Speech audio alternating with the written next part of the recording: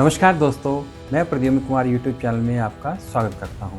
आज हम बात करेंगे फिल्म छावा की, जो कि अभी 14 फरवरी 2025 को ही रिलीज हुई है।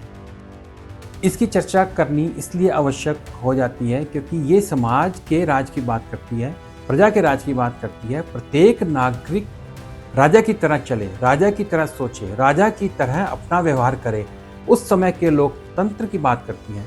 इस प्रकार की मूवी बहुत दिनों के बाद बनी है, जो कि हिंदवी स्वराज्य की बात करती है, समाज की बात करती है। यह मूवी सावंत शिवाजी के द्वारा लिखे उपन्यास छावा पर आधारित है।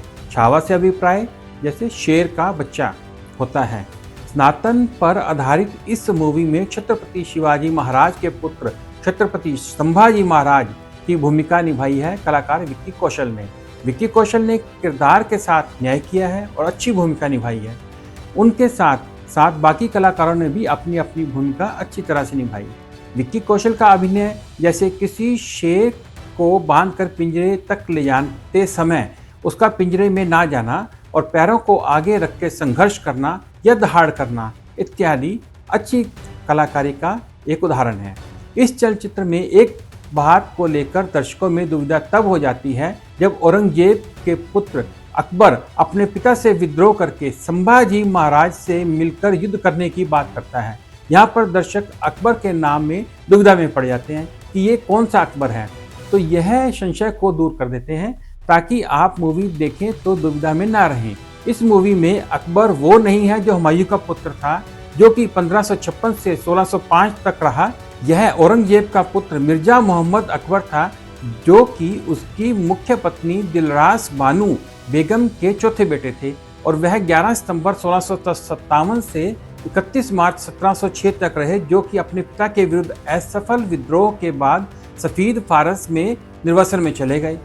इसको वर्तमान के उदाहरण में समझे तो जैसे तैमूर, जो कि अप्रैल 1336 से फरवरी 1405 तक रहा, और अब सैफ अली खान और करीना कपूर ने भी अपने पुत्र का नाम तैमूर रखा। दूसरा बिंदु जो चर्चा का है, औरंगजेब छत्रपति संभाजी महाराज को छल से कैद करके उसको यातनाएं देता है। उसकी आंखों में गर्म सलाखें डाल के उनकी आंखें निकाल लेता है, उनकी जीवा जड़ से निकाल देते हैं। इतिहासकार तो यहाँ तक कहते हैं कि उनके हाथ पैर काटकर टुकड़ों में उनको नदी में फिकवा देते हैं ताकि उनका अंतिम संस्कार ना हो सके। वो बात अलग है कि कुछ मराठा सरदारों ने उनके शरीर के टुकड़ों को नदी से निकाला और उसका अंतिम संस्कार किया।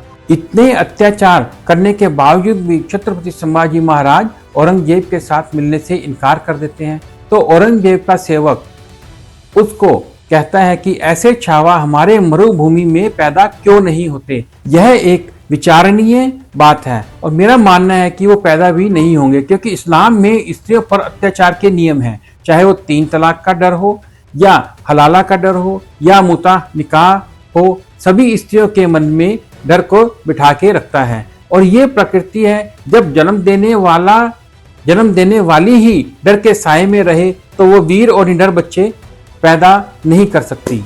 ये एक कटु सत्य है और इतिहास भी यही बताता है। कुल मिला के मूवी अच्छी है और देखनी चाहिए और बच्चों को भी दिखानी चाहिए।